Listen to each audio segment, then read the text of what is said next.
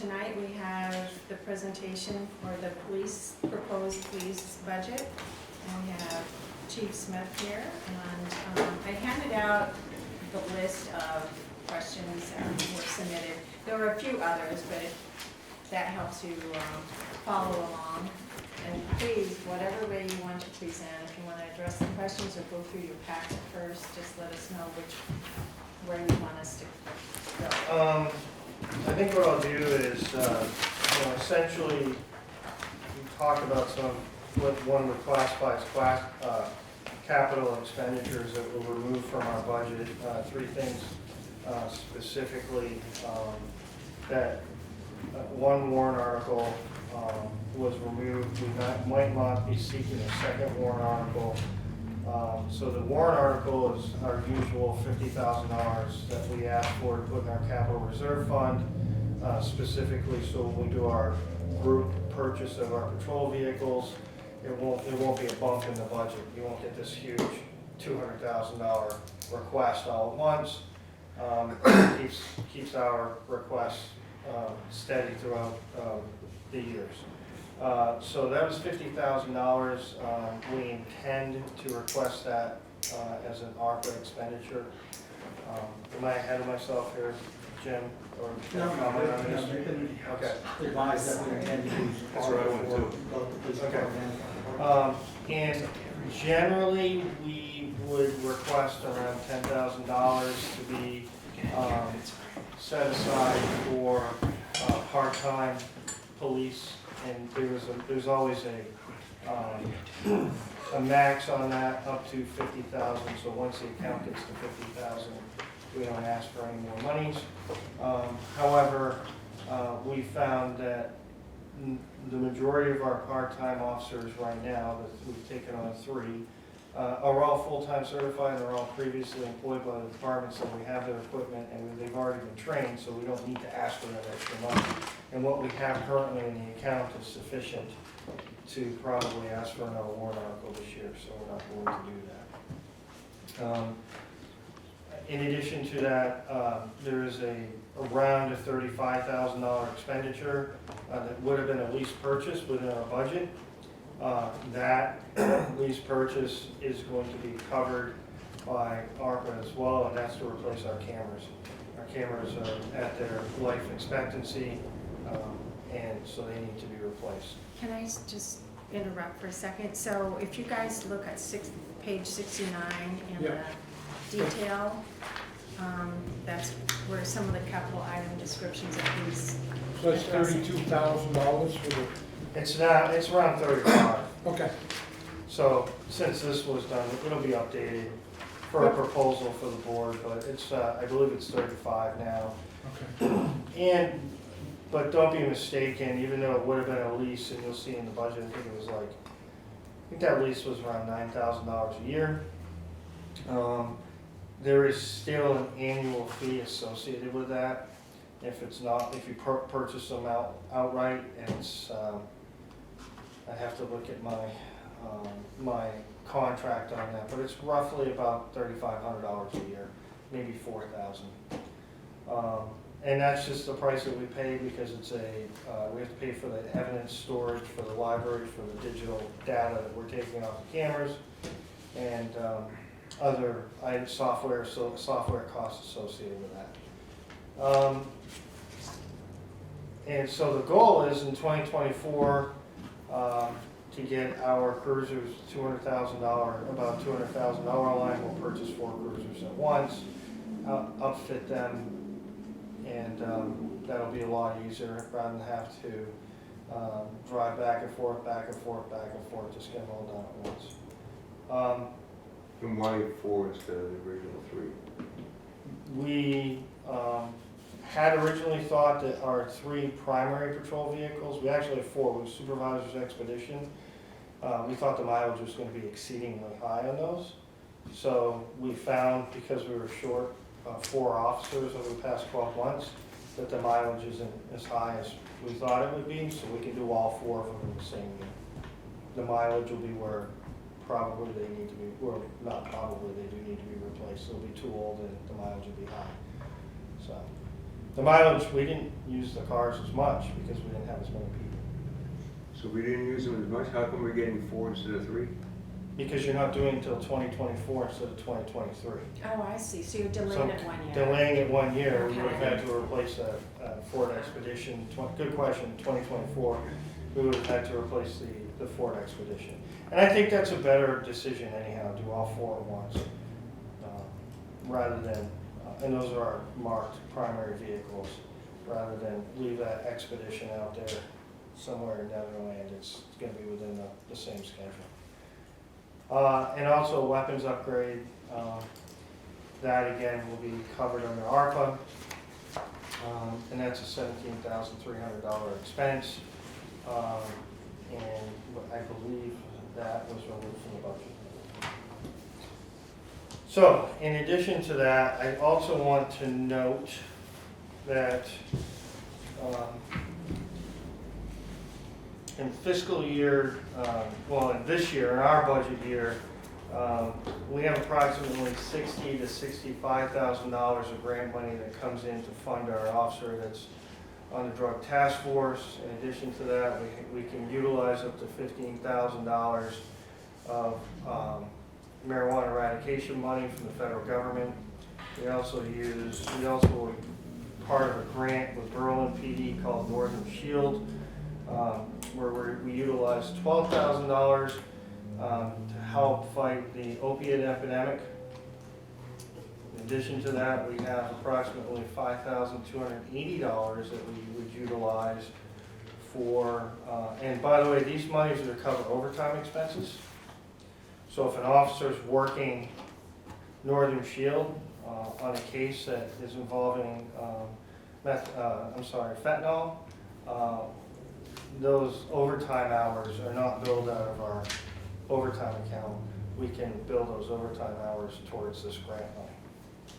Same with the eradication money, and that also we get equipment. We can utilize a certain portion of that to purchase equipment such as boots, pants.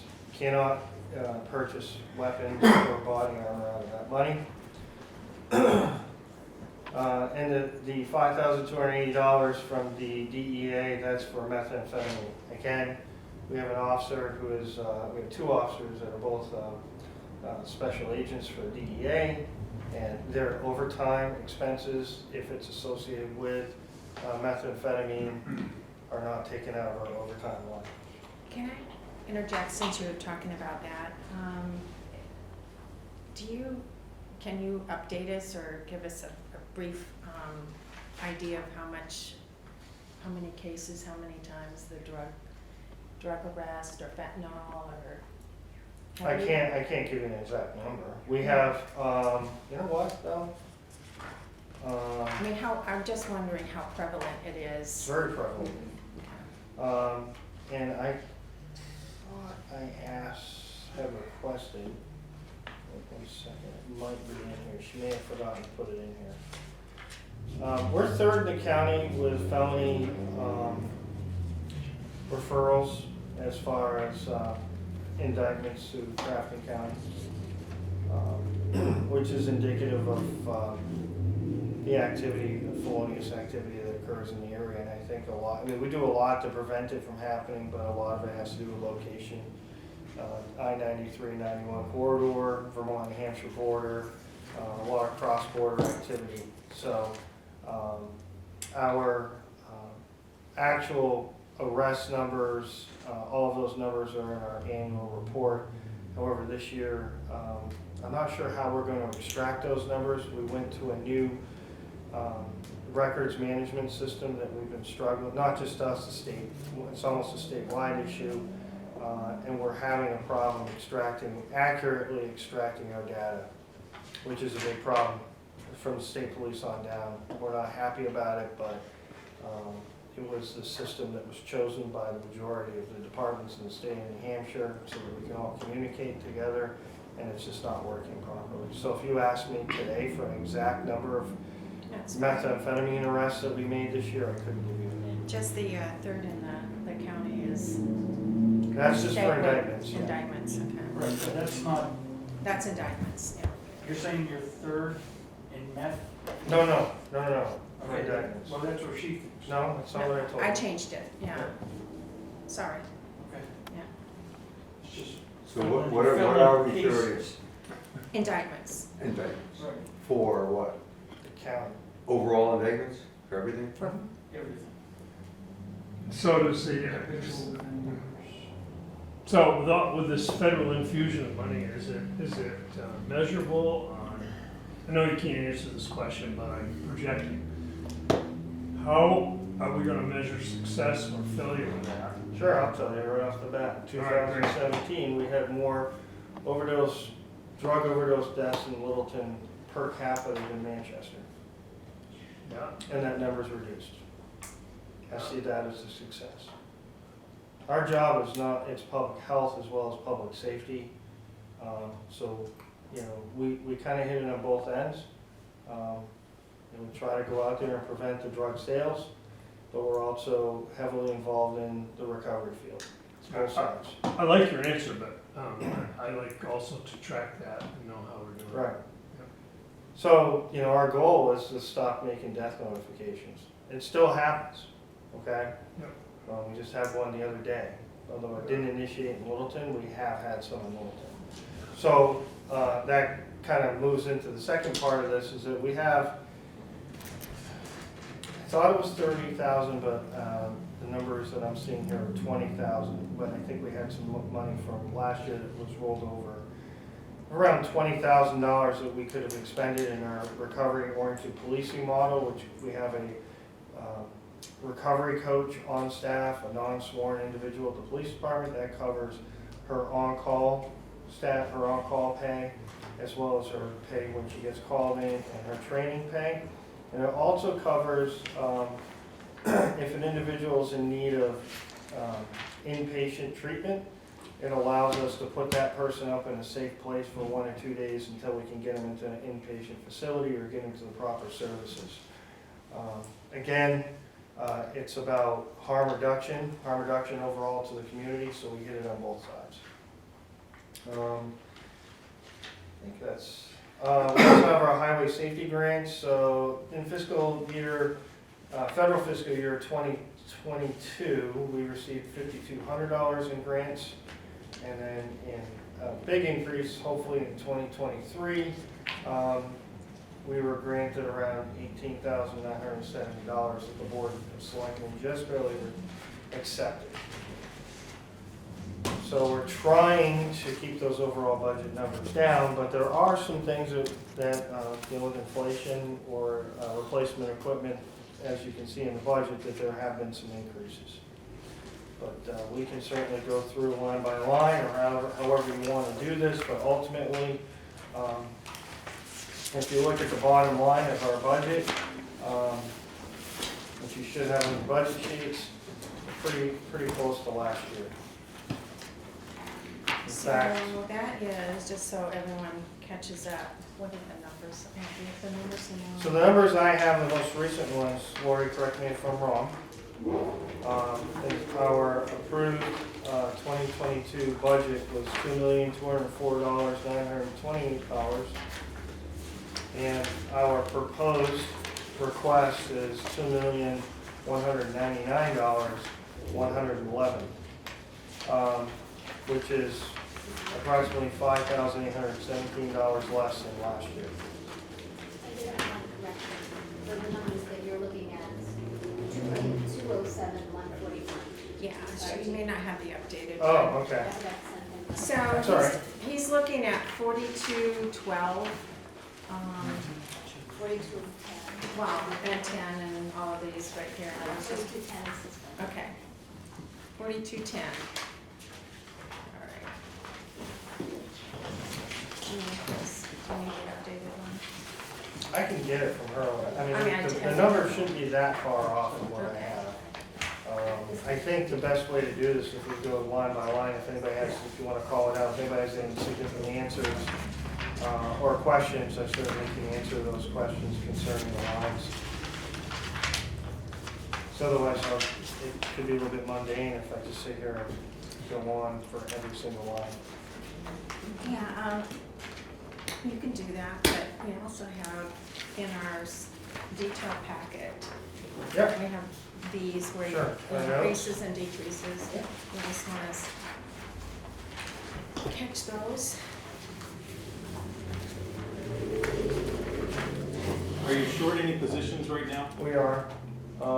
We've had it's a statewide issue. The state police are now over 90. They were down to about 65 vacancies. We had 4 vacancies over the past year. We're down to 1 vacancy. Hiring is, it's a cultural issue, it's a monetary issue, it's a social issue with law enforcement right now. It's all 3. Some departments are offering up to anywhere between $10,000 and $15,000 sign-on bonuses, and they still have vacancies. So we're diligently, if you follow us on Instagram or Facebook, we're still really pushing recruitment. We've gone to job fairs, and quite honestly, there are some candidates that have come in that are just not quality candidates, and we're not going to hire them. So it's kind of a combination of all of those, but law enforcement, people are just not seeking law enforcement right now as a career choice, and so it's been difficult. So the budget is for if you had all positions It's filled? reflective, we will still seek that other position, we need that other position. Right. And so the budget reflects if we were fully funded, Okay. fully staffed, excuse me. It's a good question. And so you may end up possibly having to go over on your overtime line, having 8 officers do the work of 9 or something along those lines to cover those hours? Well, I'm hoping not. We're about 16% left on our overtime for about a month and a half. So it's gonna be close, but I'm hoping I'm not going to have to. I mean, I can't make any promises, but generally, annually, we're pretty close. Did you have something to add to that, Cory? There's part-time officers that you can use too, right? Right, well, we have a few, yeah. So we have a few part-time officers. I can't not call in other people to work, but what I can do is if I can cover something on overtime with a part-time officer, I will. Okay, okay. I like all your answers, it makes perfect sense, but I just, So is that why the part-time officer budget is increased because of the shortage or the? No, the part-time officers increased, the budget has increased because last year, I only had 1 officer part-time. He pretty much worked 1 day a week, 10.5 hours. So the budget reflected one day a week for that officer for 10.5 hours. This year, I added 3 more part-time officers that were full-time certified onto the department, but the budget didn't reflect that. So you'll see an over expenditure on the line. And so we assumed that we would add 2 more potential shifts of coverage or call-in for 2023. So that's another 21 hours a month, and that's why there's an increase. Is that okay? Yes. Okay. Last 2 weeks. So is mine, because she spread it out, is it the same exact list You as can we have have? that right there. I think it's the same one. Probably is. Just- So I can answer those questions as well, if you want me to do that. Sure. So uniforms, there was a slight increase in uniforms in order to outfit our auxiliary staff and for proper equipment and apparel. We currently employ 5 auxiliary individuals that are auxiliary staff that are non-sworn. They come out in extreme weather conditions to deal with traffic control, so we don't have to tie up a fully certified officer to do traffic for 5 or 6 hours. But their uniforms and equipment hasn't really been replaced much in the past 5 or 6 years, so we felt it was appropriate to do that now. Some of them don't have appropriate winter clothing, so we want to outfit them properly, boots, coats, stuff like that. They have sometimes got issued older equipment that we had used as full-time officers, or somebody left the department, we give them something that may fit. But we've just run out of that at this point. The increase you're asking is $525, Yeah, so. okay.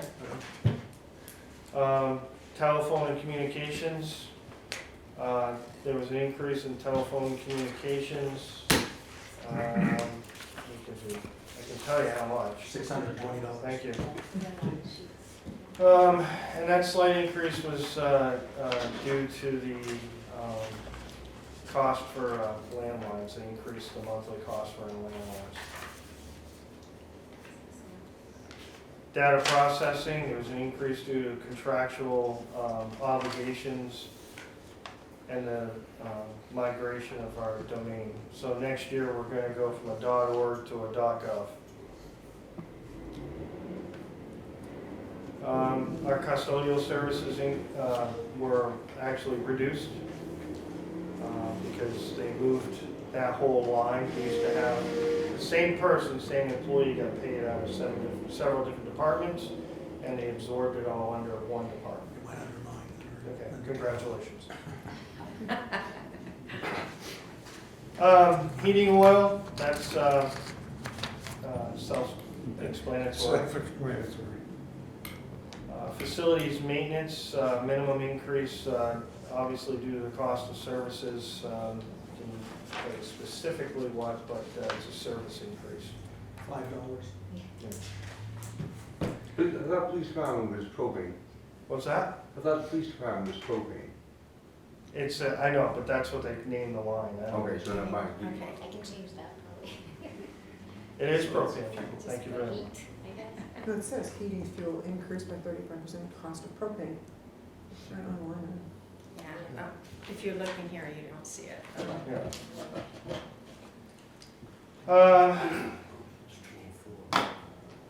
Again, we had to replace our first aid supplies, so general supplies went up.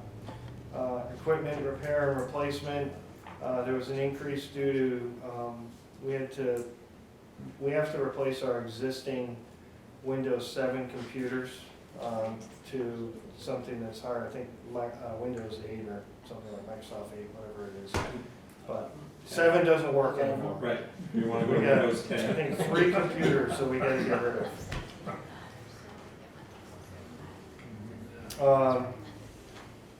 Obviously, the cost of gasoline has increased. Lori, how much is that up from last year? Which one? Gasoline? The line? 59.50. And does the state, what is the state's deal on gas? That's where we get it, right? No, We don't? it depends for us. So the state has a contract price that they lock into. For a few months, it was every month they were changing it. But now they're trying to lock into an annual price that usually goes from June to June.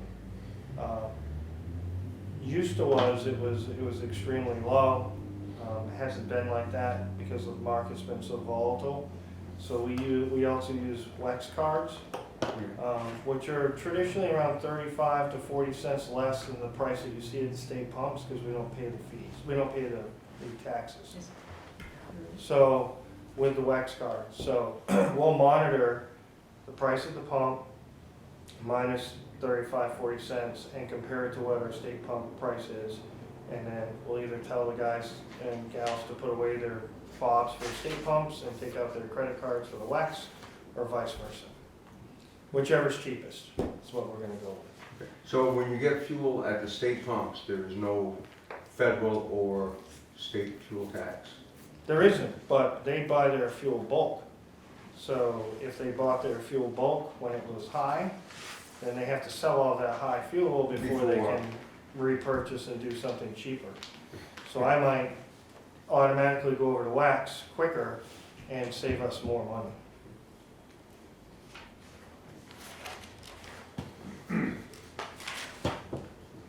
And is there an option for the towns if you, just like other people, that you could actually pay the top price and then just get the 45 cents back at the end of the year from the federal government and state government? What do you mean, like a private vendor within the town of Littleton? Just like, I mean, let's say a wood chopper, they buy fuel, and at the end of the year or quarterly, they just submit the paperwork to the state of New Hampshire and the federal government, and they get paid back the fuel. No, that's not available to us. So in those purchases, you know, it can be tempting in some organizations, I'm sure not in your case, but where employees have enough freedom to top off their own tank a little bit. So you got good control on that. If you're asking me if my officers are ethical, yes, they are. Fair enough. Fair enough. But I will tell you that the cards go with the patrol vehicles. They don't take them home. They don't have their own car. I'm the only Okay, one. that's good. Not even mine. My card's assigned to my cruiser. Yeah, good. And the card will tell us, just like at the state pumps, it will say who's using the card. Okay, perfect. Perfect. Yes. On those WEX cards, it's the credit cards you put in, right? Do they have to type in the mileage when they go You have to in? put in the mileage and the officer's code. PIN number. Right. Got it, okay. So it's very secure. Yep. That's correct. So, looking at this handout, it looks like your budget last year was 2.2 million and 4,000, and now it's 2.2 and 7,000 for an increase of 0.01% or something like It's that. an Am I increase of reading less this? than $3,000. Yeah. Okay, I am reading this correctly. And However, we must go back, and John's right, the salaries, increased salaries aren't in here, so there aren't any additional. okay. So that will be on a separate warrant article for a new negotiated. That's what Contract. $5,900 fuel increase too. Right, that's for the We fuel increase. anticipated, the fuel increase is anticipated, so we'll overextend our fuel line this year. Then we budgeted for $17,000, which was pretty much annually, we either were at that number or we're under that number of 17,000. You've got 3.24% left. Oh, I know, I'm gonna exceed it. But, I know that, but your overall department right now is 10% under budget. That's correct. So you're gonna be fine. And that will cover November and December Yes. most likely. Right. Yeah. But we anticipated the increase in the fuel in the proposed budget. And another reason why, if you look in the column to the right that says the difference between 23 and 22, and you'll see which ones really went up and down. Mhm. Two of the biggest ones were health insurance and retirement. Because of staffing changes, there were big changes in those two areas. So there were big savings in those areas. So even though other lines went up, the bottom line net difference was just $200. So. It's more commentary on, given the state of inflation and everything, to hold it, that's flat. That's a flat budget. If you're going 2.2 million to 2.2, you know, it's such a small improvement. I wanted to make sure I was reading it correctly, and I am, and so I commend the chief on keeping Well, thank a you. tight ship. I would say even with the proposed contract, the overall number is still not, I don't think it went over 3%, we'll go over 3%. It's fairly low. So, well, we try to be frugal, but we also try to seek these grants so we get what we need. I guess one of the areas that I'm like astounded or surprised by is the uniforms, the 24,000, and I went back and I think almost every year there's about that amount of money on. So, somebody asked that question, I did. and but that covers their annual allowance. It's not Is it It's- what is the annual? $700, I mean, like, I looked at the contract, but I believe it's $700 annually per officer. But, so they have up to $700 annually to replace pants, shirts, holsters, things that break. They have their initial issue, which can be between, depending on the officer, it can be between $3,000 and $6,000. So remember, we've had 4 officers, well, 3 officers, we're down, we still have 1 more to hire. So we have that expense in addition to their uniform allowance, that comes out of there, so that's contractual. In addition to dry cleaning allowance, that comes out of that line as well. There are several things that come out of the. No, that's fine. I mean, my mind had already gone to if we have officers leaving and we have new officers coming in, that is going to drive that line item up. And so part of it is our turnover, or we lose officers. So along with the fire department, we learned that sometimes those that they've recruited, they find out that it's just not for them. That's, they decide that being a firefighter is just not their cup of tea, so to speak. So if you have a turnover, it could be partly that, but do we lose any of our officers because of the salary schedule? We lost one last year due to salary and schedule. Recruitment and retention is probably the biggest issue that law enforcement's facing right now. So other departments, they'll say, hey, we got a better schedule, you can have a take-home car, you can work Monday through Friday, and you have an officer that has young kids and wants to be there on holidays and weekends, and they'll probably take the take-home car and the money and go to another department. So it's always very difficult. We did have an officer that was in training last year, and he was about a month and a half into his field training and said, I don't think this is for me. And that's after he'd been fully equipped. So, and we try to reissue that equipment if we can, but if you have a 180-pound officer and then you hire somebody that's 6'4", that's 240 pounds, it's not going to fit. You can't put that in, you must be 6 feet tall, 180 pounds. John? So Chief, if or maybe it's not even your question, maybe it's somebody else, but if we have somebody who works, let's say 30 years here, and then they go to someplace they really like and still in the state, and retire out of that after a couple of years, how does the retirement payment get split up that way? It won't. So what happens? What's the process there? What do you mean? So the retirement payment comes out of our pocket for those 30 years, and then for 2 years it comes out of, let's say, But it goes into. Hampton Beach. It goes into an account. Yeah. So we're So not paying it's individually. each year as you go, and you don't have to think about, keeping separate accounts for these 2 years and those 30. I just want to be sure of that, that's all. That's why we want to retain these individuals, so you're not Oh, losing yeah. that investment. Oh, yeah. Because you're right, you're absolutely correct.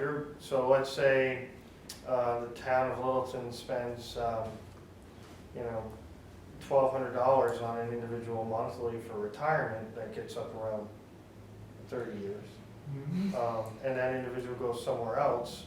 That's an investment that the town spent on, so the town should be doing everything they can to retain that individual. Yeah. Absolutely. Well, it's not only, I think maybe my uniform question was, not only are we losing that investment, but in the training and everything else, if we lose an officer, they take all that with them. It's an expensive investment in people, and you just hope you can keep them. That's correct, yeah. It's more of a time thing, right? So it takes us, one person might say, well, if they're running a store that sells widgets, it might only take them 2 weeks to get that person up to speed to sell the widgets.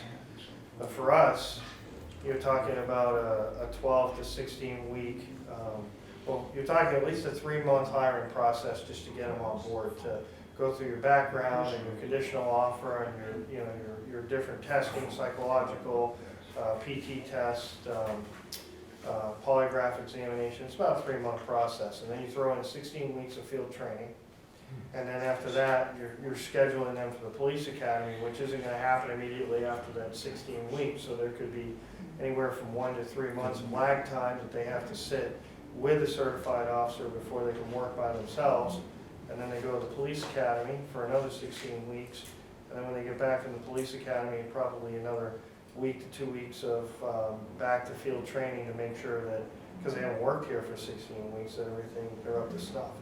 So it takes a long time. We figure about 9 months from when we finally find somebody, a good candidate, and when they're on the road. It's about 9 months.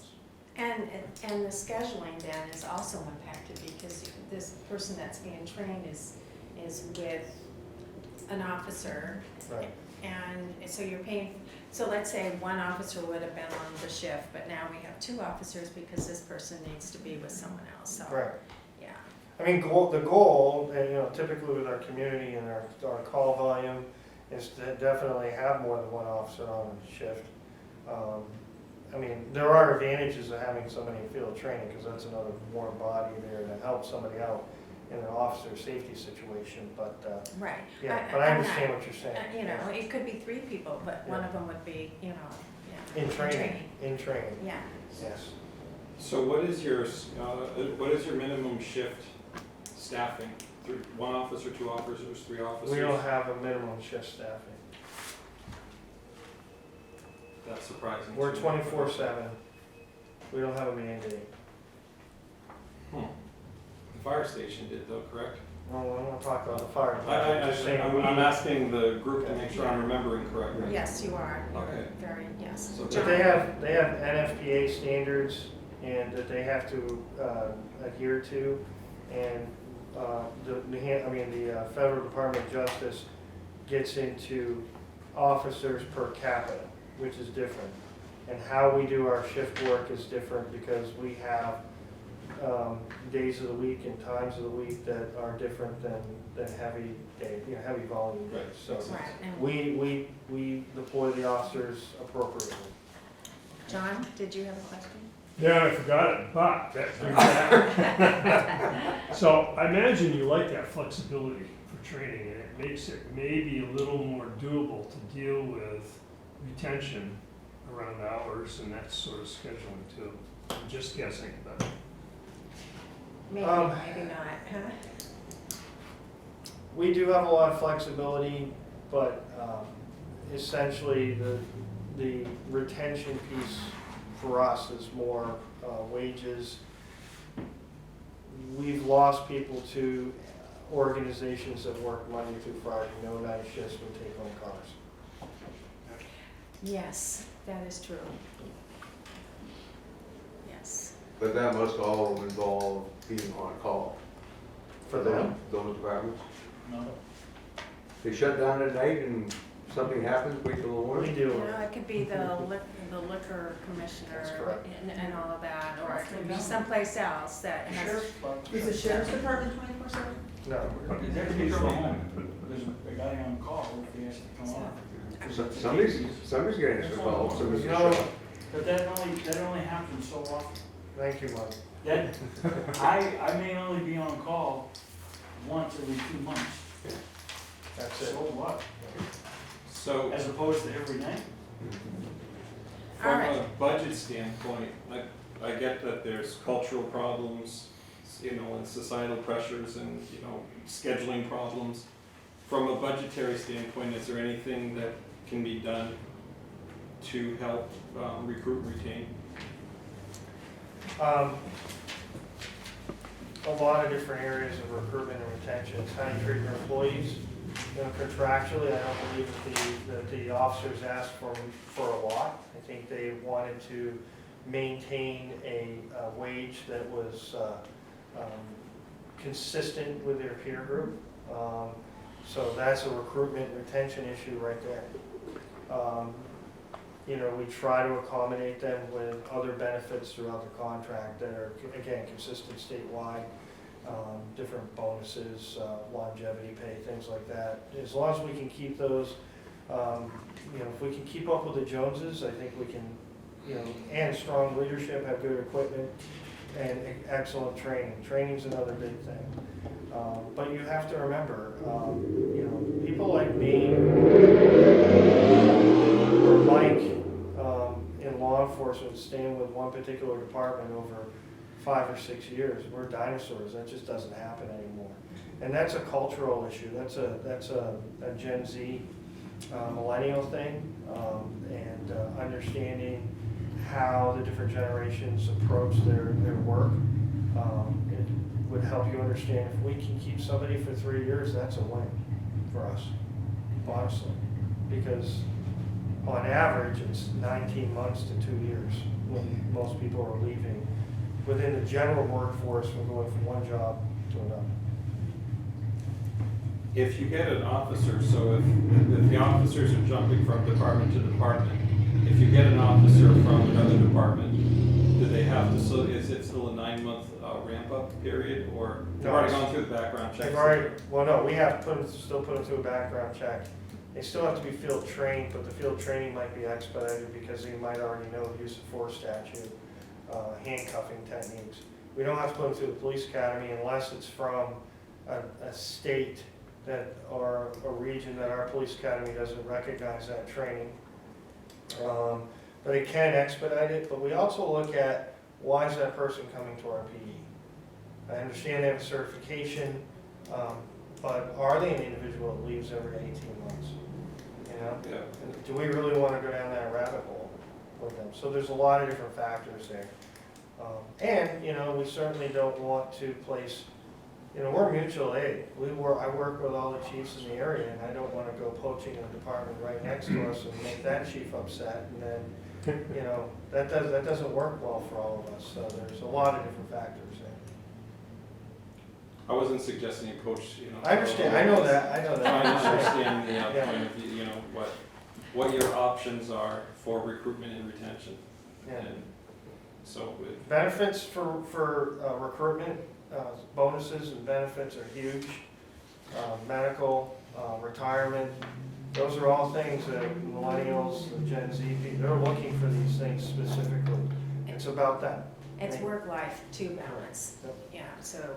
So where one generation, they might stay a half an hour and just get their paperwork done. Another generation is, they leave right on the dot. And that's what they feel is expected of them.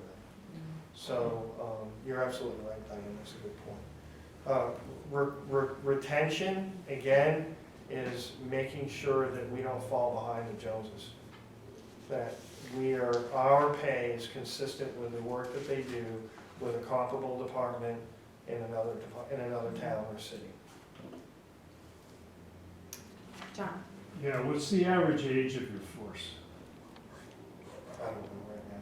Yeah, if you gotta, actually, I really want to go to where is, do you have a good blend of experience and newness?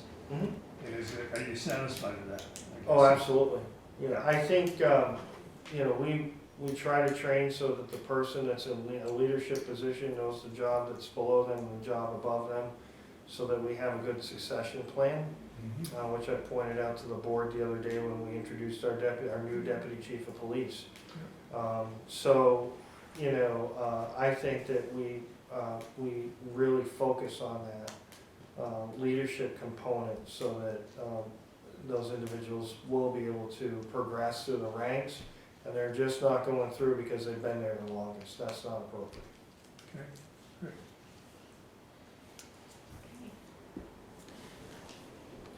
Let's see, we had gasoline, vehicle maintenance, tires are a little bit more expensive. Some of our supplies have gone up, our cost of supplies. I don't think that's a huge change.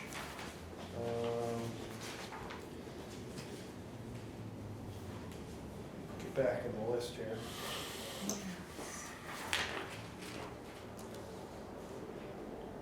Here we go. Yeah, so that's mostly tire cost for the $5,000 to almost $6,000 increase. And one other thing, we are changing what we're doing with our tires, hoping that we're not gonna have to use as many. So keeping our fingers crossed, that number should stay consistent once we make this jump. So. What are you changing, Well? We're not going to go back to a summer tire.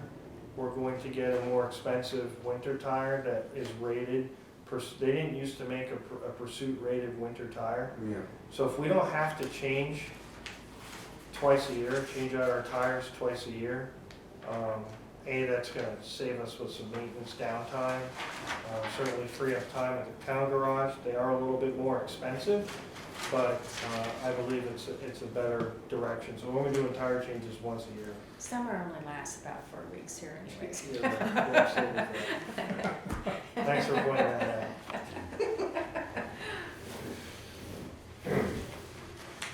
out. Books and periodicals, obviously we made an adjustment for the increase in monthly subscription, and that subscription cost is also associated with, we used to physically purchase books, and we were finding the officers, again, generationally, didn't want to get into reading the code books. So the apps are a little bit more expensive, but it's just not a lot of money, but it's a little bit more expensive. So we were putting apps on their phones so they have the code, the criminal code, motor vehicle code automatically accessible to them in the field on their phones. The accessibility makes it better anyways, right? Absolutely. Actually, think about that. The app should be cheaper than the books because of the You would printing think, costs right? and paper and all that. Well, I'm going to So throw for this this out. paper, they will. We have to buy some books in order to get the apps. Oh, The okay. company that everybody uses. Okay. Doesn't make sense to me either. It Yeah. should be cheaper for the app. I Yeah. completely agree with you. But I understand why you gotta do that. Right. Yeah. The book is printed in Texas.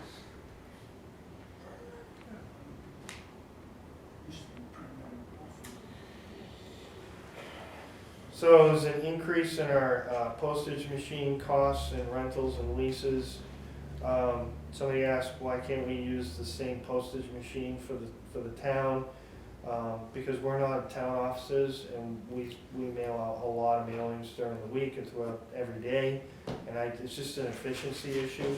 I'm not gonna have my administrative staff driving back and forth to the municipal office once or twice a day to do postage. It's a minimal difference, and we're just not gonna do that. Mileage reimbursement then. Yeah, yeah, exactly, right, because they don't have vehicles assigned to them. Where's my list? There we go. The equipment purchases for the vehicles, Scratch that, that was in there before you went to the 4-year, okay. it was changed.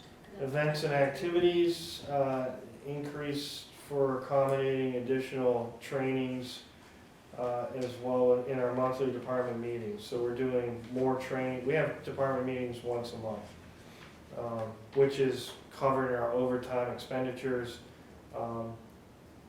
But we also have additional funds that go into those training seminars. Each time they're either getting a state certification, such as taser, doing handcuffing, different things during those trainings. So we needed to increase that one. Equipment purchase field, that should be reduced because that was for the firearms. Down 93.75. Yeah. So what is field equipment? The firearms and cameras, is that what you're? So basically, if Look what he's wearing. yeah, kind of our capital equipment purchase. It's not specific to a copier or something that's unique. I can give you a list here. No, that's okay. I was just thinking field, out in the field, as opposed to how I was supposed to be thinking about this. You know what? Some of these lines were named before Lori was here, before I was here, probably before all of us even moved to Littleton. I don't know, but so I never had to change that. But it's yeah, it's just any equipment. So tasers, body cameras, breaching equipment, breaching tools. Our radar speed signs that you guys approved last year that we used throughout the community, if you've seen them, that was in this line. And those are effective. Oh yeah, I hope they are. Between the three part purchases that we did in radar related have been extremely effective. We did those signs. We have the JMAR. Some of you guys that are veterans might have heard me talk about the JMAR, which is a stealth device that we'll put out there that can record radar and traffic counts and times. and it'll tell us when the people are speeding in those particular areas.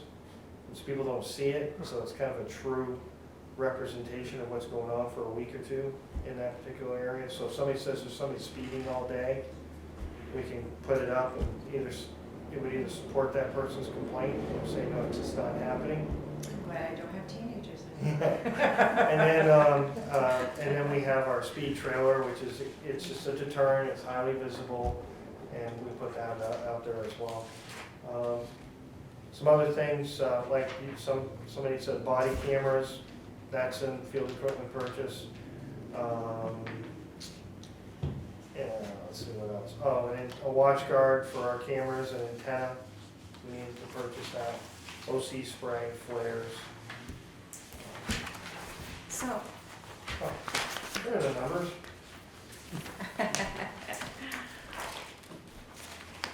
Somebody asked some of our numbers we had in 2021, because this is, we had 476 custodial arrests. 25 DWIs, 33 domestic violence related arrests, 40 people taken in protective custody, 36 juvenile arrests. Those were physically detained. Doesn't include anybody that was served documentation. We had administratively, and again, these numbers are going to be highly skewed. I don't even know how we're going to bring them together. We're having a meeting next week with our communications director to figure this out, but we had 2,505 administrative calls for service, 8,694 patrol calls for service, 1,626 buildings checks, and those are groups, so they could do like 6 or 7 buildings at a time, and then they pull a call for it. 184 dog calls, incidents involving investigation around 350, events requiring investigation. So those are from calls for service. They investigated a little bit further or pull an incident number, 2,843. Motor vehicle accidents, 229. Just 147 citations, 1,194 warnings, 204 lockouts, 1,594 parking tickets. Those are some of your numbers. so, How do you handle lockouts today? Airbags. Because you're thinking about the airbags, we have airbags that slide into the top of the door. Open the door a little bit, we have a tool that goes through and hits the unlock button. It's like a blood pressure cuff. I think, I also just asked if you could update us, maybe you did, and maybe I missed it. The Motorola portable radio program last year that we approved, I was just wondering if there was an update, has it been completed? No, it's a great question. So when everything was approved in April, we started working on the contract about May, trying to get everything finalized as far as numbers. In fact, I think our number's less than what was requested in the warrant article. It was, I think it was 135,000 last year, that's what was on Right, the but I capital. think we actually got 100, was it 124, 126, it's around 120 something. So we saved some money there, and because of the issues in Ukraine and obviously post-pandemic issues, they told us right off the bat in May, you're not going to get we're not going to get them in country until December timeframe. But they are here now, and they're being programmed. We went through a whole 2 or 3 meetings to make sure that all of our municipal radios, because ours going to work with fire and DPW and make sure all of our frequencies are correct. And we had a couple of those meetings, and we're in the process right now. They're down there being programmed, and we just signed a contract to get some of our radios that are currently in our cruisers. They have to be upgraded a little bit to support all the different software and everything. So we're in process. We're actually, I know it's hard to believe, we're actually a little bit ahead of schedule. Well, to me, I mean, that's really important for everyone to be able to communicate with each other, particularly in a disaster. And we didn't have that until this effort right now, so Right. that's good. Quick question. So, did you buy enough radios for when you're fully staffed? So you have an extra radio because you're one officer down? Yes. Okay. Hopefully it gets filled, so we don't have a radio sitting there for nothing. It'll always come in handy sometime. Actually, do you have enough to cover when one's down for some mechanical or Yes. electrical reason? Yes. Yeah. That's good. Any other questions on this? Any other input from Jim? Well, you or guys Lloyd? gotta have another question. I know, well, we're pretty, So when can I speak? Yeah. I'll meet you outside after the meeting. yeah. Well, thank you, I appreciate it. Thank you. You guys, You're too I easy was waiting. for some hard questions. Well, we might call you back. We'll think about it. So, thank you, I appreciate it. We may call you back. Sometimes we do have some I've done that follow-up before. questions. Oh, I do have a question. So one of the things we're looking at is like maintenance being done and keeping the buildings and everything, and you have a maintenance line. Is there anything in particular that's addressing, or? So our building maintenance line covers a lot of different things. Annually, I have a lot of inspections that come in, so that covers CO detector and the Sally port. That line covers fire extinguishers, fire alarms, but it also covers things like lights, bulbs. Anybody who's purchased, if they have a commercial building, they know that fluorescent lights and light valves go. There's a finite life on those. It's not like you screw in an LED light and so replacing those things. If we have a camera that goes down, it covers the cost of cleaning our carpets and and stripping and buffing the floors, the wax on the floors. Just general maintenance items. If I have a heating unit that breaks down. But So- there isn't anything particular right now that's, like, we're hearing about tiles at the fire station, and we're hearing about some. I put in my capital improvement plan, and I think it's on one of our lists, our industrial, what's that? Carpet. Yeah, so, the next one that if I wanna update you guys is, couldn't get the numbers in prior to the report, but the painting piece too. So I think, obviously it's a 30-plus year roof, we're good a little bit on that as far as planning, but the carpet needs to get replaced, that's a hygiene issue. And then painting, it only makes sense to keep your building that you guys spent a few $1 million on, keep And that updated. I think that's why we're asking, Yeah. because we want to make sure that is occurring, so. And some of the just local painting, we're not talking about painting the whole exterior of the building, but I've got enough money in that maintenance fund, so if and I do have a couple of rooms identified that I just want to paint, they're very small, the cost of the paint and the primer and everything come out of there, so that's also for just local, small projects. And sealing the driveway and parking area, See, we moved in there in 2009, and if you were to go out there and look at that pavement, we do, as a community, spend $3,000 every 3 years to have that seal coated and restriped. But I think that's a good investment, because I think that parking lot's in great shape right now. So, One thing we talked about last year, Paul, was your water down there is not fit to drink that comes out of the faucets. Anything been done about, no, we just stick with our water bottles. We have a water cooler, and they use it. It's not that it's not fit to drink, but it definitely has a taste to it that they don't like. It does taste weird. Which is odd, obviously, for new construction and the general quality, high quality of our. Our municipal water is phenomenal. Yeah, so I don't know what, What it could be? it right? perplexed Yeah, I me don't want last anybody to year. think of this on municipal water, because Our municipal water is phenomenal. It Well, has to do with the building itself. Tuesday down at the vote, there was people drinking out of the faucets all day in the highway garage. Yep, And you're on the same line going in, yep. that's why I was wondering if there's a problem. It's gotta be in somewhere internally, but, yeah, think about cost, got the line somewhere in here, I can tell you.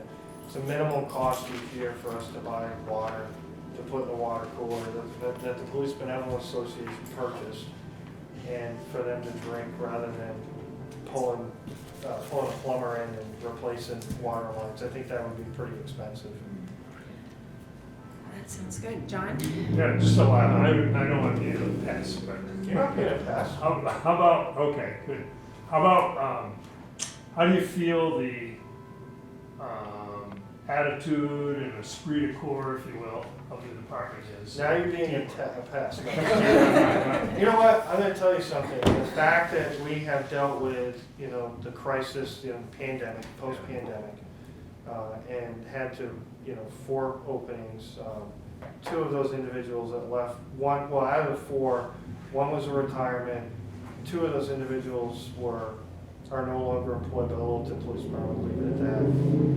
And then the community granted us the additional position. So, with the pandemic and the shortages and everything, I think it's one of the best teams we've ever had down there. And I think they're hardworking, they work great together, their personalities click, if you've worked in an environment like that, you can tell every once in a while you get that team that's just right. Yep. And these guys are phenomenal. Like this, Yeah, right good. here. This is my team, I think the Yeah. same thing, yeah. Okay, Thank you. thank you so much.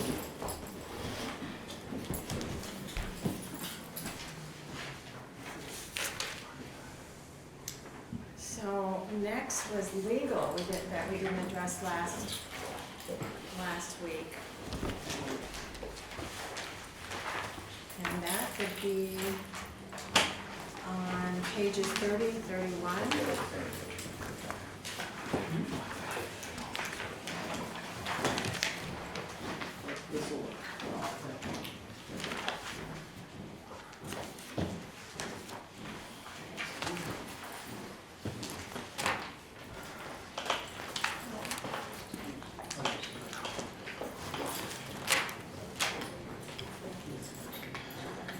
Thanks, Rudy.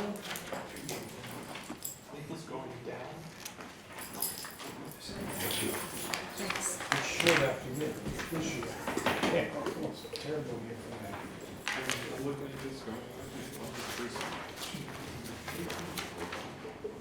In the sheet that you have, it lists legal expense, general government is 155. That's been reduced back to level funding of 110,000.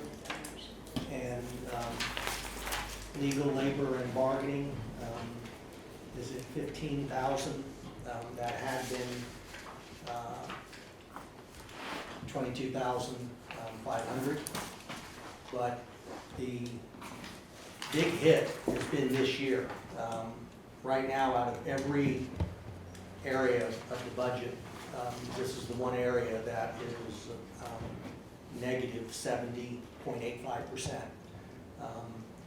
Year to date through October, we've spent almost $165,000 on what I refer to as general government, and we've spent $61,416.92 on the line item that says collective bargaining, but it's collective bargaining and it's any labor-related issue, because there are we have different attorneys for different aspects, and so, like, for example, I won't go into details, but Paul said something about 2 people don't work for us anymore.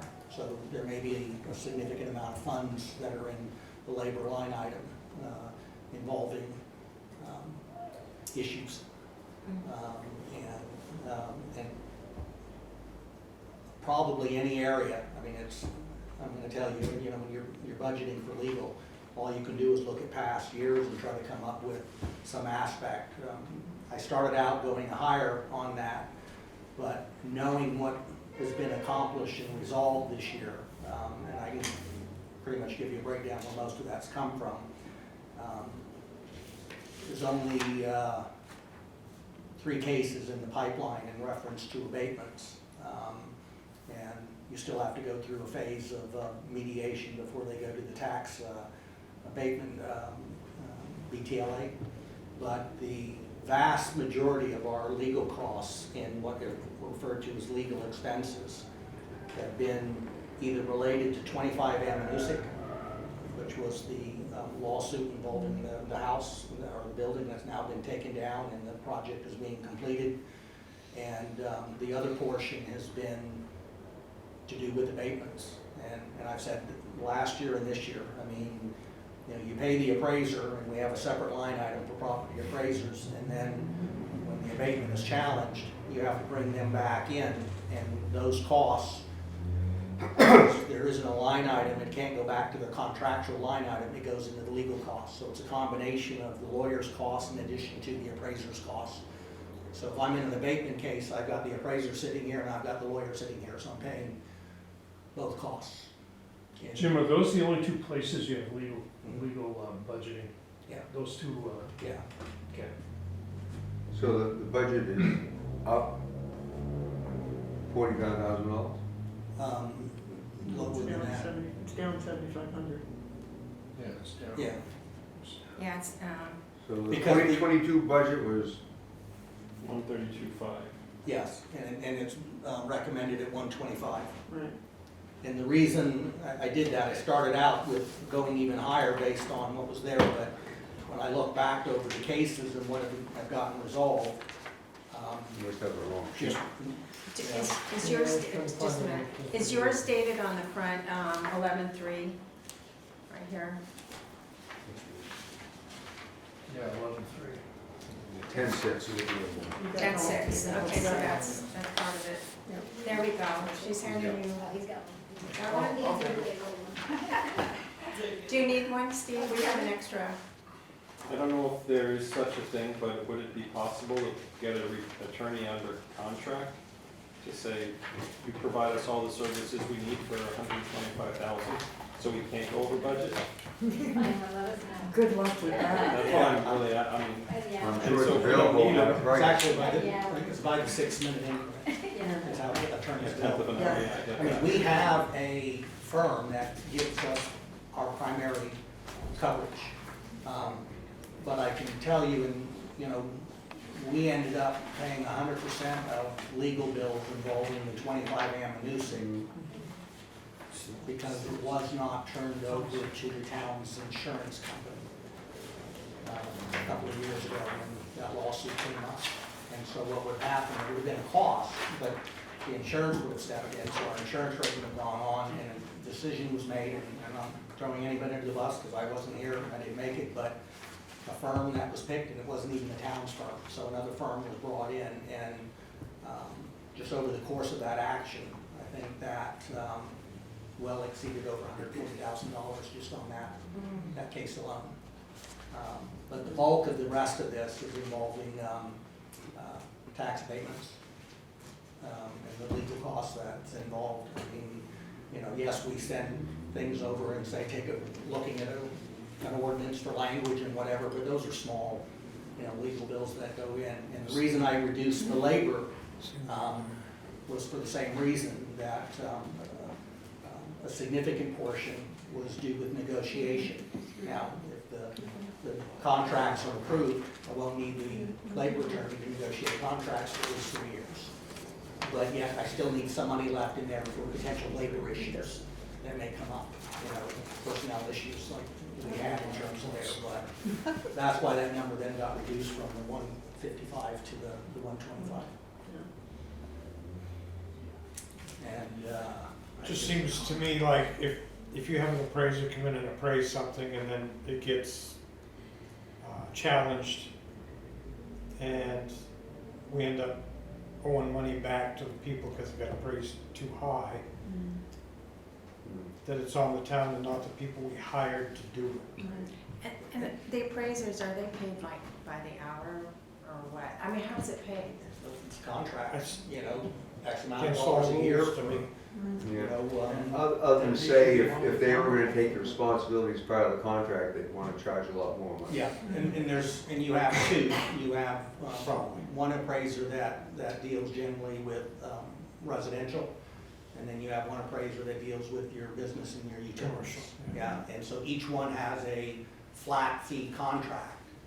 And then when there's this additional work there, you know, just like a lawyer's office, they charge $125 an hour for different services. What I was- But where, What? but we identify them? Pardon? If, I think the question, if we end up owing money because they get over appraised, why isn't that company forking the bill instead of the townspeople? It doesn't work that way, right? No, That's not the way it works. It doesn't work that way, and it's not just in Littleton. This is a state issue. Yeah, it is. But why can't it? No, well, then I Why don't we send want to out- go back and say, I'd love to see a contract then, and they would come in, because it would probably be double the contract, because they're gonna turn around and charge you for those expenses. Liability. Because we're not saying they did something wrong, the appraiser's gonna tell you that's what we appraised, but you've got a company out there, because you have a system that allows them to abate it. DirecTV alone had an abatement going on since 2010 for Littleton.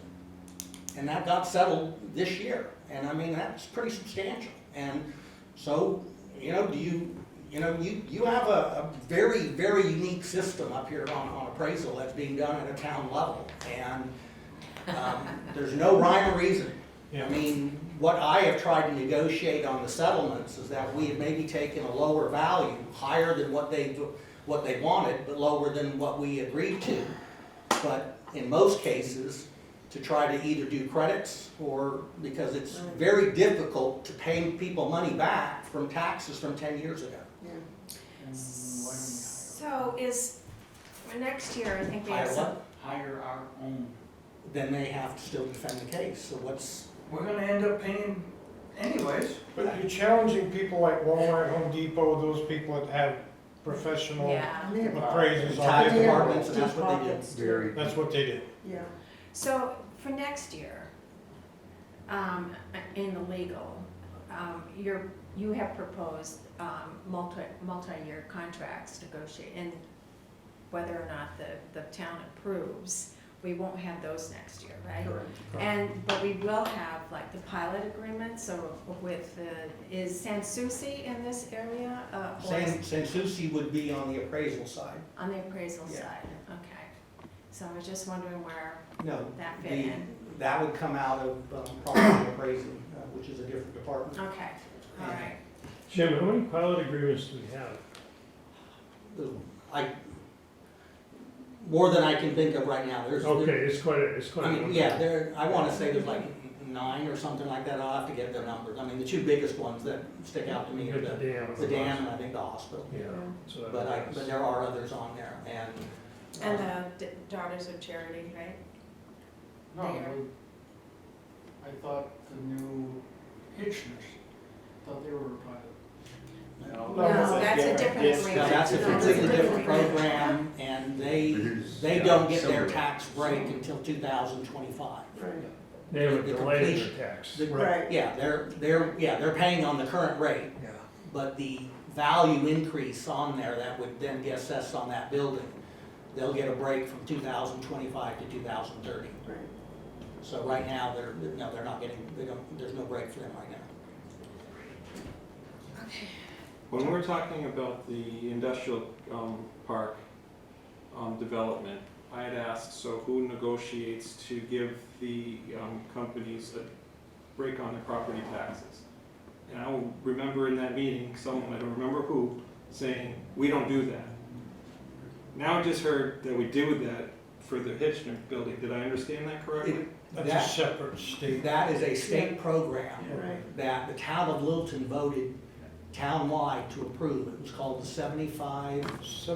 9E. 79E. 79E. Yep. And it is restricted to abandoned industrial, commercial property that somebody is willing to come in and reinvest in that. And in doing so, you know, they have to meet certain conditions, and it's a major application that they had to go through, goes through public hearings and what have you.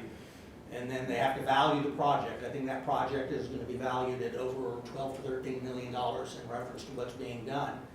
And they have a proposed completion date, and so after a year after the completion date, then the board locked in, you know, for a 5-year period, that their taxes will go up, but they won't go up the full valuation. They slowly encompass that Basically, investment. so So it they can allows the budget the developer to kind taxes of in recoup some of there. the investment. It's an incentive for them to invest. Right. Incentive, yeah. Yeah, it is. I Yeah, was it's thinking a state program, and that doesn't have anything to do with this legal line item or the Right. appraisal line item. Understood, Yeah. but, you know, that, giving a company an incentive to invest in a town by building a building is exactly what I was asking about. And, but in this case, It is state statute and only certain properties qualify. Right. okay, I think the person that pitched that was LIDC. what's that? LIDC is the one who said that they didn't give incentives. Yeah, they don't, they're separate. Right, that was a different group than. Right. No, But this is more Actually, residential thought it was Jim. in nature, isn't it? No, well, this unit is, but if they had returned that into a producing factory or whatever, they still could have qualified under the 79E. It wasn't necessarily, yeah, it wasn't necessarily building residential. Okay. There's a different program now called Invest New Hampshire. Okay. That is a program geared at people who were building affordable workforce housing. And there was only one project that got approved out of the first cycle that the state issued. And it's a 12-unit project here in Littleton. And, but that has to have certain rent restrictions based on your county. There's some state formula that puts out, and the person has to sign a covenant, you know, that basically those rents Right. stay within that guide rate in order for them to get the incentive money that they get directly from the state Okay. on that. That's good. Anything else on legal? All right.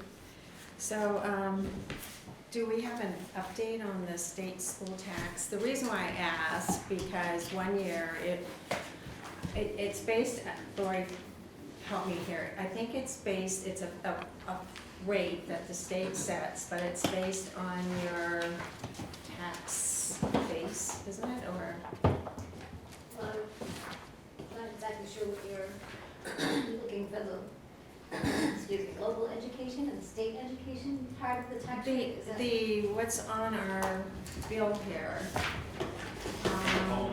The state school tax, it's right here, and we've seen it anywhere from $1.17 to $2.34. And, $1.76, is that what's put on there? well, I mean, these are all old ones, I carry all my, You didn't get your new present today? yeah, I got a new present today. But the reason why I asked about that, I think last year you had received something that So said, in 2021, it was $2.34. Right. And then in 2022, it went down 58 cents to $1.76. and do you have anything for next year? 2023, not sure if that came in or not. Yeah, I was just curious on that, because when we had some of the assessments go up, and it's kind of based on that, so when our assessments go up, the rate goes up and we're paying more, so I was just, we're not gonna do that until 2025, right, any of the assessments, but when that happens, we can expect the state school tax, unless the rate goes down from the state, but when you apply it towards an increase in the assessments, then we always see a larger amount here that we have to pay. So I was just curious, we're not gonna have any new assessments or any increases in assessments. So, then it comes back to the rate, you know, did the rate go up, did it go down? That's what I was trying to figure out. I remember there was another audit years ago, when we had that meeting with Sanssouci up at the SAU, when the pilot program was initiated. And Karen at the time, and obviously I can't vouch for the validity or whatever, but however that pilot program was integrated into the town structure, she had 3 different scenarios. Right, All of which apparently were okay with the state of New Hampshire, but each of which resulted in a different school tax. It did, it And did. it didn't seem to make sense, but that was Could- that's what we were Yeah. told. I mean, I can't remember all the details, but everyone remembers that the school received a certain amount from whatever we received from the dam. And then we went to the pilot program, and any of those proceeds went directly to the town and wasn't distributed to the school at all. Is that right? Yes. And we all kind of wondered what happened. I mean, it's all the same amount at the end of the day, but it just made the school tax look like it had just like sprung out of nowhere, and people were really concerned. But at the end of the day, according to Karen and Andrew, the bottom line was the bottom line, but we were still curious about But the Why it the couldn't be odd part of it distributed. was, what had to do, I think, both the state and the county tax, and how that was tabulated. Yeah. If you would, yeah. it came out with 3 different figures. It came out with 3 different figures, so they chose the one that had the least impact on the taxpayer. And that made it go all directly to, on the town side, just, right, Roger, do you remember all this? Yeah, I vaguely remember it, and I remember the 3 numbers, and it was so confusing I mean, at the time that, But the reverse of that too is, I mean, when we have to settle one of these cases, and whether it's tax credits or an outright payment, the school's not being asked to pay any portion of that. The school's not paying any of the legal costs, so I mean, so when money goes back, so the reverse of that is, the school got that money and the town's giving it back, so it, you know, It's there's. kind of like who pays for the legal fees on, Yeah. yeah. Yeah, that's right, and obviously when we had the settlement with the dam, that we had to bond $6 million or whatever it was, Yeah. how many years ago, that was all on the town side, the Yeah. school all the Yeah. times. didn't have to get involved. Yeah, so, well, there's pros and cons to everything, isn't there? So, Actually, that, I was gonna wait till the discussion that's on the agenda for the end of the meeting, but I'm gonna ask now because it rolled right into it. What's the difference between a pilot program and taxes? Because to me, it's, you're paying your municipality because you're in that municipality. That sounds like taxes The to me. acronym is payment in lieu of taxes. I get that, so what is? And it's basically, it's a business deal, you know? I'm gonna use the dam as an example because I wasn't here, but, you know, the town held its ground and lost a suit Mhm. based on valuation. So a pilot program is an amount that you're willing to live with as a town and the business is willing to live with, guaranteeing a certain fixed income. They have certainty in terms of what that is, you know, and certainty of what your payment is, and you avoid fighting the assessment every year and going through your payment cases, which then ends up in your legal line item and your appraisal line item. And So that it's- becomes an issue because rates for electricity can go all over the map.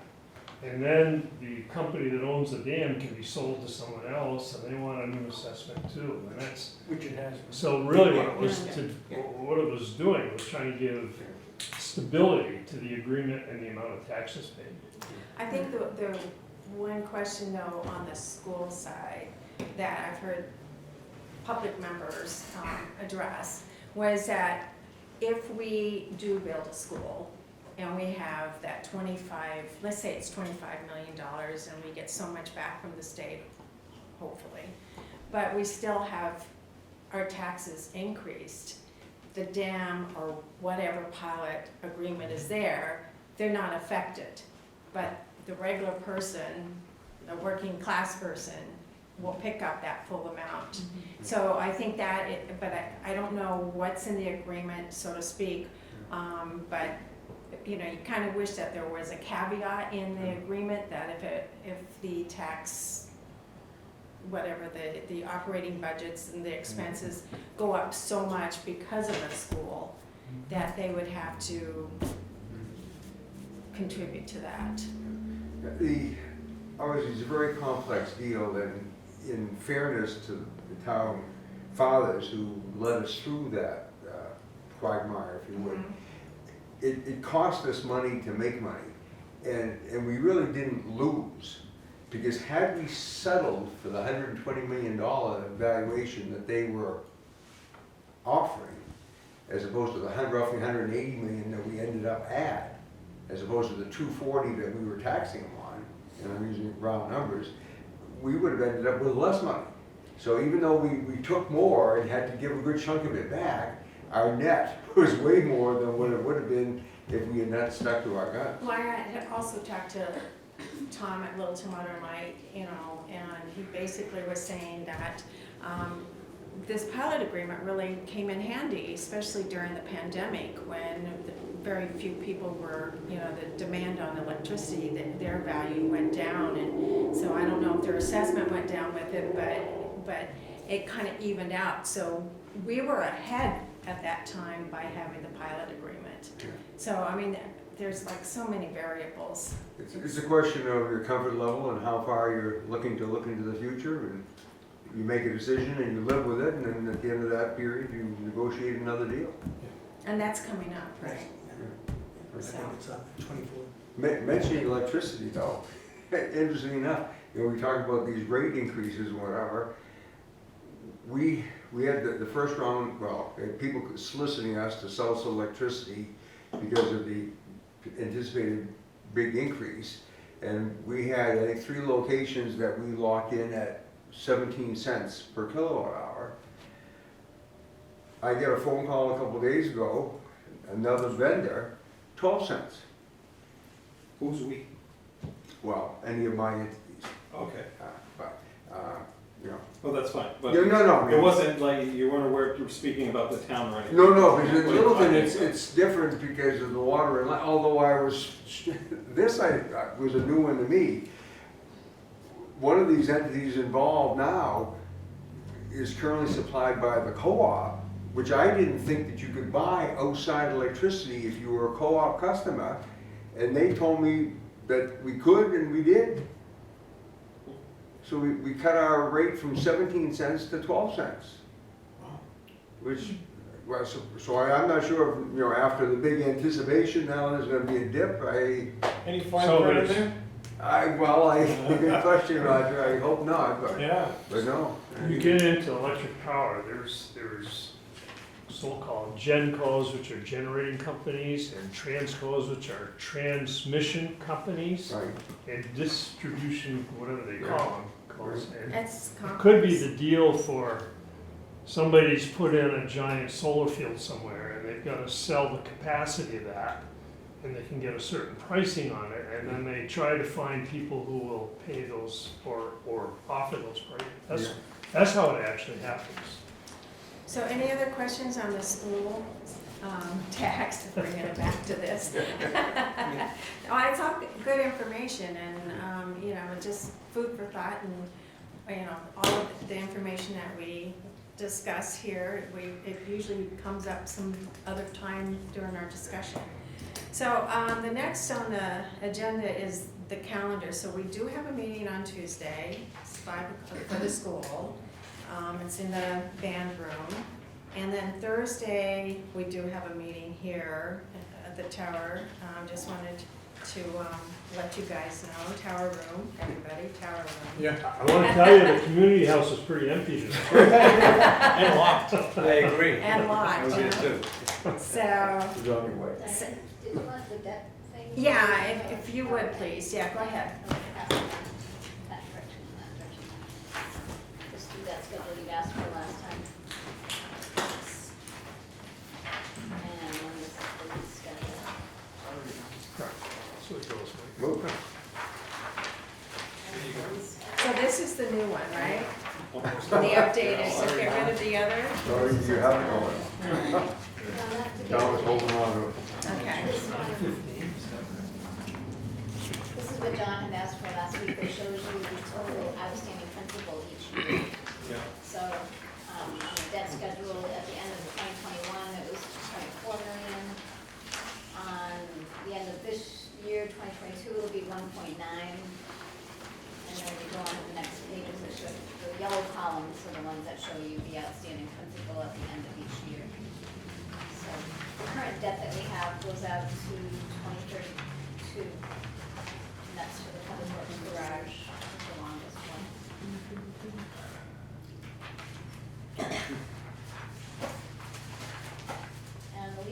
schedule shows the same thing.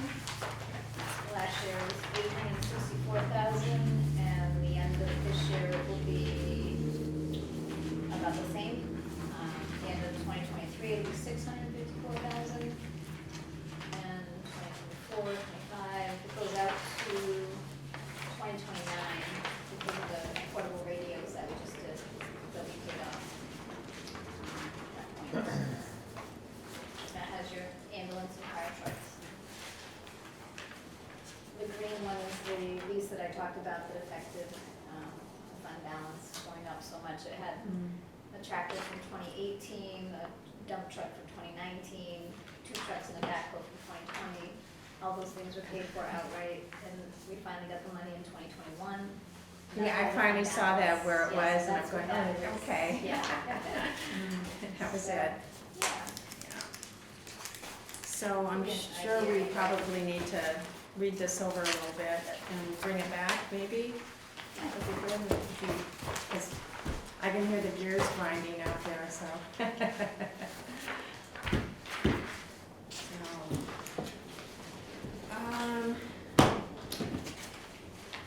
I sent out like a schedule and with the projected or proposed,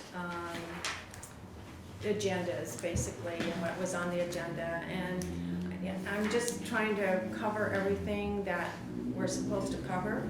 And so if you see something that I left off, or you need to discuss something a little bit more later on, if you would let me know, and I can add it in there. We've also tried, it was a suggestion that we, as a committee, have some time for discussion. You know, just no presentations, but kind of discuss maybe what was presented today or in the past, or what we need to come forward with. So we will do that, but if everyone could take a look at those meeting dates and the proposed agendas, I would really appreciate that. If you don't have that, let me tell you what I have. Maybe Steve's like looking, okay, that I don't have that, right? So, You can always appreciate an update. so the next meeting for the town is on the next Thursday, the 17th, and I have library and negotiated agreements and discussion. And then obviously the next weekend, or next week is Thanksgiving, so we don't have a meeting. December 1st is Parks and Rec, maybe a town office update, that, you know, just what's on the agenda for that, or what are some of the proposals. We also have negotiated contracts continued if necessary, you know, to carry it over, and just in case we need some extra I time. will not be here the 17th. Okay. I'm out of town. All right, so I'll put that down. And so December 1st, Parks and Rec, Town Office, negotiated contracts, and beginning of warrant articles.